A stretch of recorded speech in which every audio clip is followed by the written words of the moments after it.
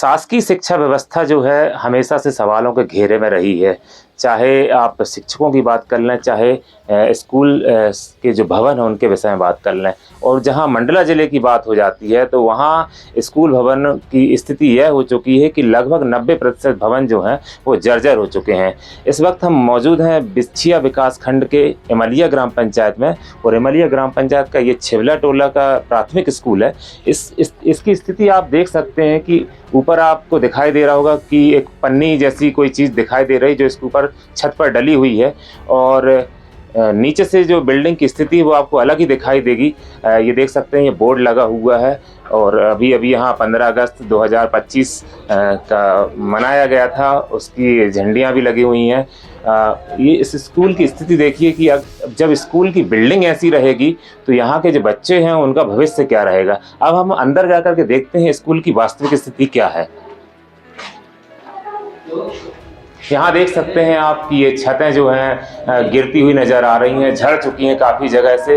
और यहाँ ये प्राथमिक स्कूल है, यहाँ पहली से लेकर के 5वीं तक के बच्चे नौनिहाल यहाँ पढ़ रहे हैं। ये बाजू से क्लास में आवाज़ भी आ रही है, हम आपको दिखाते हैं कितने बच्चे यहाँ अध्ययनरत हैं और उनकी वो कैसे कक्षा में यहाँ बैठे हुए हैं।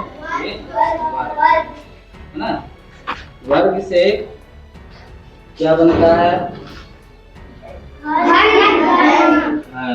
क्या बनेगा? ये क्या है? ये त्रिभुज। ये आकृति शंकु। तो यह देख सकते हैं आप कि ये प्राथमिक स्कूल है जहाँ पर एक ही क्लास में सारे बच्चे बैठे हुए हैं। कारण यह नहीं है कि यहाँ शिक्षकों की बहुत कमी है या शिक्षक ठीक से पढ़ा नहीं पा रहे। कारण यह है कि यह 3 कमरों का स्कूल भवन है, और 3 कमरों के स्कूल भवन में सिर्फ एक ही जो कक्ष है जो बैठने लायक स्थिति में रह गया है, वह भी जर्जर है। वहाँ भी छत गिरी हुई नज़र आएगी आपको, लेकिन उसके बावजूद भी यहाँ के जो शिक्षक हैं मजबूरी में यहाँ शिक्षा देने के लिए मजबूर हैं और अपने बच्चों को यहाँ पढ़ा रहे हैं। जी सर, क्या नाम है आपका? सर मेरा नाम कुलदीप बसंत है। यह स्कूल की स्थिति कब से ऐसी है? सर ये लगभग 2 सालों से स्थिति थोड़ी जर्जर हो चुकी है स्कूल की। इस बरसात में, चूँकि बरसात बहुत तेज हुई है, बहुत ज़्यादा बरसात यहाँ पर हुई है, तो इन बच्चों को जब तेज बारिश के समय में आप कहाँ बैठाते रहे? सर जब तेज बारिश होती है तो उच्च अधिकारियों से हमें आदेश है कि जब अधिक वर्षा हो तो बच्चों को घर छोड़ दिया जाए, तो हम लोग ज़्यादा बारिश में बच्चों को पहुँचा देते हैं और टीचर यहीं रुकते हैं।